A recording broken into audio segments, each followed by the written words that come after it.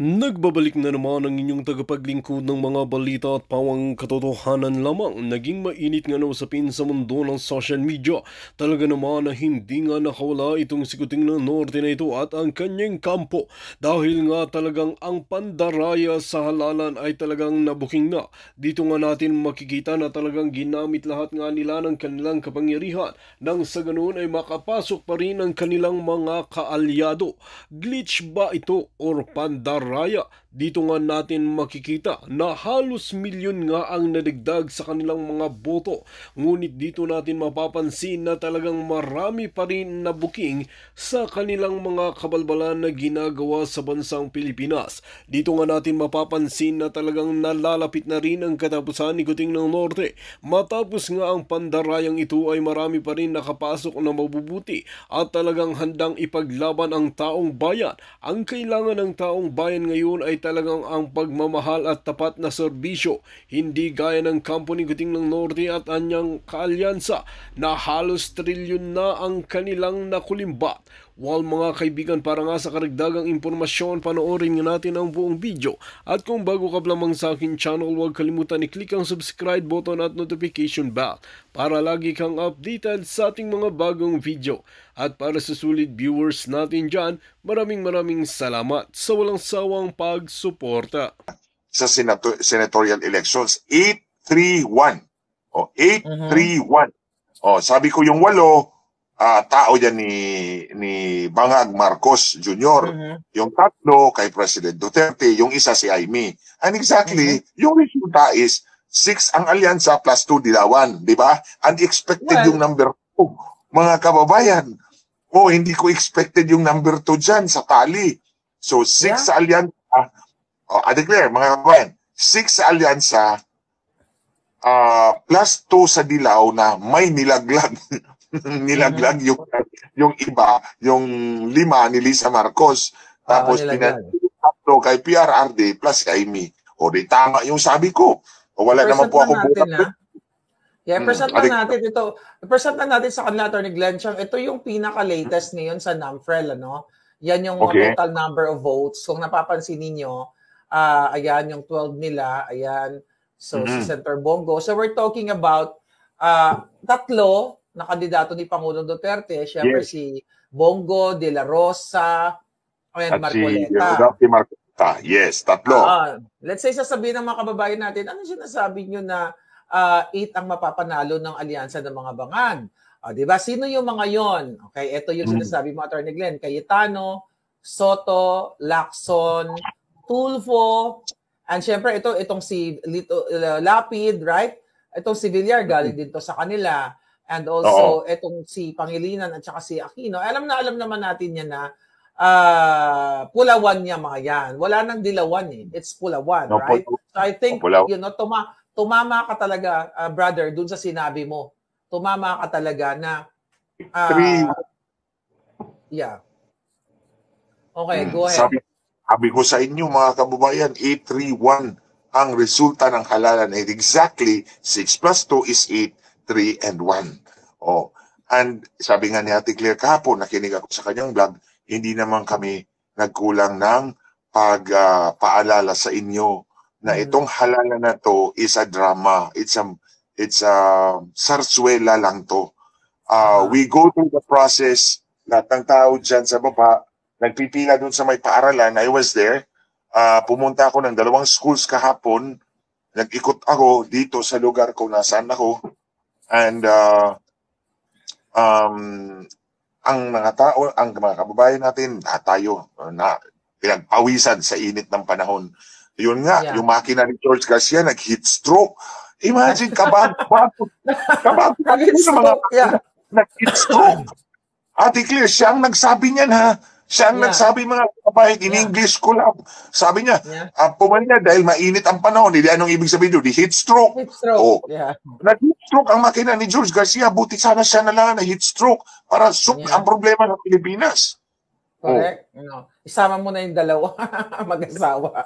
But anyway, na heat stroke, sana hindi na nga lang mga makina. So brother, kanina napag-usapan ko dito sa vlog na ito, sa vlog ko kanina, na nagpakita ng strong votes ang PDP laban o yung mga Duterte supporters dito sa case ng pagpapakita ng boto, 'di ba? Ito babalik lang po natin muli Ito, mapapansin ninyo, 26 million ang nakuha ni Senator Bongo. Kay De La Rosa 20 million, kay Marcoleta is like medyo mababa actually ito 14,900 million. So ang ano ko diyan, ang analysis ko diyan, brother, is hindi ba na kapag ganyan ka strong votes or ibig sabihin karaming boto, kalakas ang ipinakita, since na ang Pangulong Duterte na nawagan talaga na Duterte 10 block voting, hindi ba dapat magre-reflect yung votes dito sa 7 candidates, right? Tapos sabi ko nga, grabe ang pag-drop ng boto pagdating doon sa 7. Your explanation on that? Ate Claire, I know na itong boto na to, at least dito sa probinsya ng Cebu, nanalo si Pambari 4, ang kandidato ni President Duterte. Natalo si Garcia. So, this is the way I answer your question. Okay. Si Pambari 4 is identified as Duterte candidate. In fact, pumunta dito si Inday Sara. And then si Gwen Garcia is well identified with Marcos kasi yung anak niya, ang son-in-law, congressman at kaalyado nga ni Marcos, and secretary ni Awa, anak ni Gwen Garcia. So very well identified. Alam ko naman na walang kakayahan si Pam na magbayad ng mga botante. Alam ko yan. Na walang kakayahan si Pam na magbayad sa mga botante dito sa Cebu. And that's more than 1 million voters. Almost 2 million. And ito yung sinasabi ko sa inyo mga kababayan, ibuhos natin ang boto. And I believe the people heard that exhortation natin na ibuhos natin ang boto sa mga kandidato ni President Duterte para kumadaya man, at least hindi malaglag ng lubusan. Pero ito, nilubos talaga nila yung daya nila. Now, in the case of Pambari 4, lumamang siya ng 300,000 votes over Gwen Garcia. Actually, kanina, nag-usap kami, sinabi ko sa kanya, pre-claim ka na ba? Hindi pa raw. Sabi ko, hindi. Mag-ano ka na, ipilit mo na dyan na iproklama ka na. Kasi baka mahaba pa, baka magic pa yung kalaban. Sabi ko, yan ang nangyari sa akin in 2010. Na magic laban at the last minute. So kung ako sa'yo, igigiit mo na dyan. So sabi ko sa kanya, Gob, sabihin mo na si Glenn Chong na sabi sa'yo, oy, sabi ni Glenn Chong dyan, iproklaman nyo na raw ako. Mga about 5 or 10 minutes later, naproklama na siya. And I'm very happy po. Congratulations to Pam. I'm very happy for her. At least yung pagkapanalo ni Pam did justice to Doc Gwen. Di ba? Si Doc Gwen, yeah. Yes. Yes, tama. Oh, so, Burden. Rowena Burden. Rowena Burden, Burden. Gwen Burden, naalala. In December 15 yata yun, 2023. After he was released from her arrest. And hindi ko makalimutan si Dr. Gwen, Dr. Rowena Wen. Because ako nito ng pagkampanya dito sa Cebu province nung kandidato ako noong 2019. So, this is how I see it. It's a protest vote of the people doon sa treatment ni Marcos kay President Duterte. So, ramdam nila yan. Kasi nga, Ate Claire, mga kababayan, kahit yung nanay ko, she doesn't care about politics. Then nung nakita niya yung ginawa nila kay President Duterte, nagalit actually yung nanay ko. Ang sabi ng nanay ko, nyo ba yung kukulitahin si Marcos? She kept on asking me that question. Kaya nyo ba kukulitahin niya yung Marcos na yan? Sabi ko, all of a sudden, iba na yung, bakit naging radical ka na? Because naawa siya doon naawa siya doon sa ginawa kay President Duterte. Well, si President Duterte is about the age of my dad. So, my mother had that empathy sa kanya. So, kaya naging radical na rin yung nanay ko. I think that goes on for everybody. Meron yung ito yung protest vote talaga ng tao. Kaso nga lang, may daya. Yeah. May daya talaga si George Garcia dyan. So, big time. So, kaya nga, sa tingin nyo ba mga kababayan, may crystal ball ako na malalaman ko na 831 ang resulta days before the elections? Malalaman ko ba yan? Maliban na lang kung may nagsabi sa akin, maliban na lang kung program na talaga yan. O, di ba? Wala naman po crystal ball at hindi naman po ako tulad ni Madam Auring na manguhula, hindi naman po ako nakilala bisang manguhula. Nahuhulaan ko lang dahil may nagsasabi sa akin na yan ang resulta. O, tandaan nyo yung sinabi ko, yung kandidato na nag-withdraw, kandidato pagka-senador nag-withdraw dahil may set winner na pala sila eh. Eh yun yung set winner ngayon. Sabi ko, 831, nagkatotoo. So kasi Ate Claire, answer your question.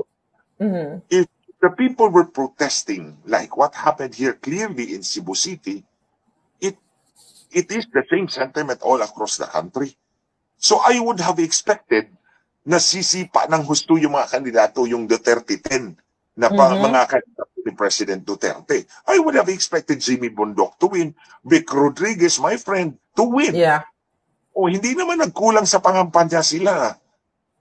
I would have expected them to win because it's the same bandwagon effect. It's the same compelling force all across the country na nag-compel sa tao na iboto natin itong mga kandidato na to. Ito ang kandidato ni President Duterte and we sympathize with him. It's a protest vote. Kaso nga lang, yung daya ni George Garcia. So kaya 3 lang ang lumusot. Nalaglag yung 7. Yeah, which is siyempre talagang sabi ko nga kanina, tama ba yung aking analysis dito, Attorney Glenn, na sa laban, sa election, pag natalo ka, kailangan tanggapin mo natalo ka. Pero sa case nito, sabi ko nga, hindi ba dapat yung number of votes ay magkadikit man lang? Let's say, for example, yung number 12, 10 million or 11 million yung votes. Yung mga susunod dating kandidato, 11 million 1, 11 million 2, 3, 4, yun na yung magkakadikit lang, hindi yung 11 million, yung isa nandun sa dulo. Like 6 million na yung binoto nila. Right? So yun yung point ko, na napakalayo. Ate Claire, may algorithm na kasi sila eh. Oo. Kaya ang algorithm, tinatapon kung saan yung pwesto nila. Sabi ko nga, set winner na. Alam na ng makina kung saan ka ilalagay. Number 10 ka, number 20 ka, number 25 ka.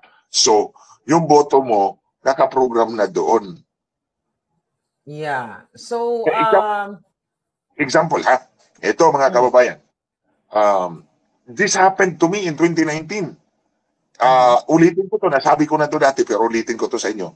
Biro mo, sa munisipyo ng dito sa Camarines Sur, may munisipyo dyan na kung ano ang numero ng clustered precinct, yun ang boto ko. Yeah, I remember that. Clustered precinct number 31. 31 ang boto ko. Sa kabilang dako, clustered precinct number 32. 32 ang boto ko. Clustered precinct number 33 sa kabilang barangay, 32 din ang boto ko. Tapos ito pa, kung ano yung clustered, meron din ganito. Magkasunod na clustered precinct, magkasunod din ang boto ko. Example, dito sa Rizal, clustered precinct number 14, 15, 16. Ang boto ko ay 51, 52, and 53. Marami tatlo. Magkasunod na presinto, magkahiwalay na lugar, magkasunod na presinto ang numbering, pero ang boto ko ay magkasunod. Precinct number 30, 31, and 32, ang boto ko ay 36, 37, and 38. So marami yan actually na nakita ko anong kinumpronta ko ang COMELEC, ang sabi ni James Jimenez, wow, that's funny. Yun lang talaga ang reaction niya. Wow, that's funny. So, declare, ang sagot ko dyan, it's an algorithm that determines ilan ang boto mo according to saan ang pwesto mo sa final ranking. So, hindi ka ba na surprise na biglang, sabi ko nga, Attorney Glenn, tama ba na yung bumoboto kay Senator Bongo, kay Senator Bato, kay Congressman, Senator na now, si Marcoleta, hindi naman yun boboto na number 1 Bongo, De La Rosa, Marcoleta. Then, ilalagay niya sa number 3 niya, o number 4 niya, si Bam Aquino, at saka si Pangilinan, right? Di ba? Hindi naman ganun eh. Na Bongo ka tapos bigla kang magsasalpak ng dilawan or palawan. Dyan. Direct Okay. dyan. Okay. Hindi, botante ang naglagay sa pangalan nila doon sa balota o nag-shade. Si Lisa Marcos kasi ang nagbilang ng boto. Si Lisa Marcos ang nagbilang ng boto, si George Garcia ang enabler. Yeah. So kaya Hindi ka ba ang hindi ka na surprise? Hindi ka na surprise na biglang all of a sudden nandan sa number top 5 ba I think si Kiko at saka si Bam? Hindi ka ba nagulat doon? Binilang ko lang. Anim na alyan. 2 dilaw. Alam naman natin yung dilaw nakipag-alyansa na kay Lisa Marcos. Nga si Lisa nga magbibilang ng boto as enabled by the COMELEC of George Garcia. So, 8. Tapos binilang ko kay Presidente 3.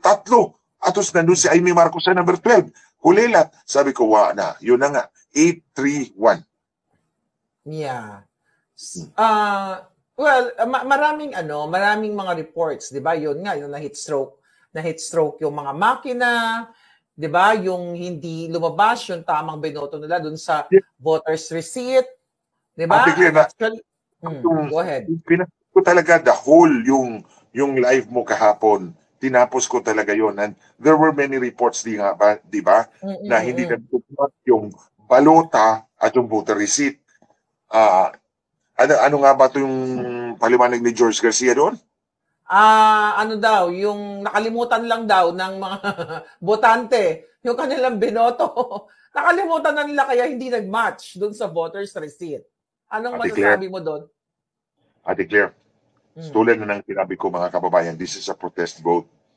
So kung bumoto ka sa mga kandidato ni President Duterte, alam mo yan na ito yung mga kandidato ni Digong, ito yung 10 kandidato ni Digong ni Inday Sara. Tapos nasingikan ng mga dilaw o ng isang mangga, hindi yan nakalimutan. Hindi talaga nagtugma ang nandun sa balota na at yung nasa resibo niya. At itong kay George Garcia, very flimsy excuse. Wala yan sa logic. Hindi ka panipaniwala yung explanation ni George Garcia. Yun na nga mga kababayan, tulad nga sinabi ni Ate Claire kagabi, hindi kami nagkulang sa inyo ng paalaala. Ang sabi ko nga, tingnan nyo, ang sabi ni George Garcia, nakalimutan ninyo ang binoto ninyo. Ano bang sabi ko sa inyo? Magdala kayo ng kodigo, di ba? Kaya nakalusot yung wakwak na yan. Yung mga wakwak yan, sila Lisa Marcos, si George Garcia, they belong to the same feather. Kaya nakalusot yung kanyang illogical na, insensical na na sagot. Kasi wala kayong hawak na kodigo. Si Marcos nga, si Bangag nga. Hawak na kodigo. Si Bangag sa sinabi ko. Tingnan nyo, may report dyan. May report dyan, yung kahapon, bumoto si Bangag sa kanyang presinto at yung si Wakwak Lisa sa kabila palang school. So, pagkatapos na bumoto ni Marcos, hindi pa siya bumoto, pinakita niya sa mga reporter na, meron nga akong listahan. Meron siyang listahan. Siyempre, kilala naman ako ni Marcos Jr., ni Bangag. So, ang nasa isip niya, tama naman si Glenda, dapat talaga may listahan. So, maglilista ako. Yun ang nasa isip ni Bangag, mga kababayan. Maglilista ako dahil ikukumpara ko ang aking listahan sa balota dahil dadayain ni George Garcia dahil utos ni Lisa Marcos. Yun. So, actually, maraming sumunod sa atin, Attorney Glenn, na nagbitbit talaga sila ng kanilang mga listahan. Pero may mga instances na nagrereklamo sila doon sa BEI, 'di ba, doon sa mga officers doon sa school. Yung iba parang wala na kaming magawa Parang hindi ini-entertain. May mga ganong reports na hindi ini-entertain yung kanilang complaint. Hindi pwede. So may mga ganong instances. Board of Election Inspectors niyan. So next time, mga kababayan, tandaan ninyo ha, ulitin ko na naman, kahit si Marcos nagdala ng kodigo ayon sa suggestion ko. Sumunod siya dahil alam niya na dadayain ng kanyang asawa ang halalan at wala siya magagawa. At least may maikukumpara siya kung yung resibo niya hindi tugma. At sasabihin niya kay Lisa, see, you are very effective in cheating the people. Oh. Yeah. So, yeah, I know, right? talaga kayo ng pag sinabi ng teacher, yung pala hindi ko to nasabi sa inyo, pag sinabi ng teacher na wala na kaming magagawa, gamitin nyo yung pangalan ko, sabihin nyo, ang turo sa amin ni Atty. Glenn yung iparecord dyan sa minutes of voting. Yun din naman, sinabi ko natin naman. yan, I think, sinabi natin Pero yan. hindi ng gusto, pag hindi tugma, mag-record, magpa-record kayo, ipalagay nyo sa minutes of voting. Kaya nga merong minutes of voting para yung mga abogado makikita yung ebidensya, may trace kung anong nangyari doon. Kasi hindi naman pwedeng sabihin natin na sabi ni Pulano, sabi ni Pedro, sabi ni ganito. You look at the minutes of voting. So dapat nandun yung kanyang complaint. At huwag kayong pumayag na sabihin ng teacher na wala kami magagawa. Wala kang magagawa sa makina. May magagawa kapag record sa minutes of voting. At kung hindi mo gagawin yan, sungan kita ng election offense. Yeah. Oh, pero ang go ahead. Sige, ikaw muna. Yeah, pero ang matindi dito nga, nakita natin, di ba yung sinend ko sa iyo na article na kung saan kahapon dyan sa inyo, like 2 a.m., mayroon silang sinend na doubling, di ba? Double votes, doubling na pag-report. Di ba? Like 15,000 from the duplicate. 15,000 from the 50,000 precinct, di ba? Yes, diba? 15,000 precincts. At sinasabi nila glitch daw to o error. So around 2 a.m., madaling araw talaga nangyayari ito, di ba? Yung mga duplicated votes na yon. Ang question nga dito, Attorney Glenn, hindi ba yan sa system na kapag nagdoble ka ng send, may mag-a-alert? Parang katulad sa, sa pag-links sa mga Word documents na pag na-save mo na, na-save mo na to. Actually, tama ka, Tig. Na-save mo na to, bakit? Ay, na-save mo na o na-send mo na, right? Are you going to send it again? O, di ba? Yes, tatanungin ka. Dapat merong ganun. So, bago ko sagutin yan, tapusin ko lang yung election offense. Kasi may experience ako dito. Okay. Etong watcher bata, makinig kayo mga kababayan ha, ang watcher bata, pero the good thing is, sinabayan siya sa kanya, sumabay yung nanay niya, kasi nga bata. So, pinalalayan siya ng nanay niya. So, nakuha nila yung election return para kay Christine Takahashi. So, sa Lapu-Lapu City. Election return. Dumating naman yung abogado ng kalaban. Dumating yung abogado ng kalaban. Pilit niyang binabawi yung election return na hindi para sa kanila. Para sa kandidato na si Christine Takahashi yun. Hindi yun para sa ibang kandidato. Mayroon silang sarili na wala siguro. So ito, nagbabanta ang abogado, pag hindi mo binigay yan, pabubuksan ko itong ballot box. Ang ballot box, yun na, tapos na-impake na, nasilyo na, maayos na, ready for transport back sa munisipyo. Nagtataka yung abogado, pag hindi mo binigay sa akin yung election return ninyo, ito pabubuksan ko to. Di tumawa, naghanap ng abogado yung nanay. So hanggang umabot akin.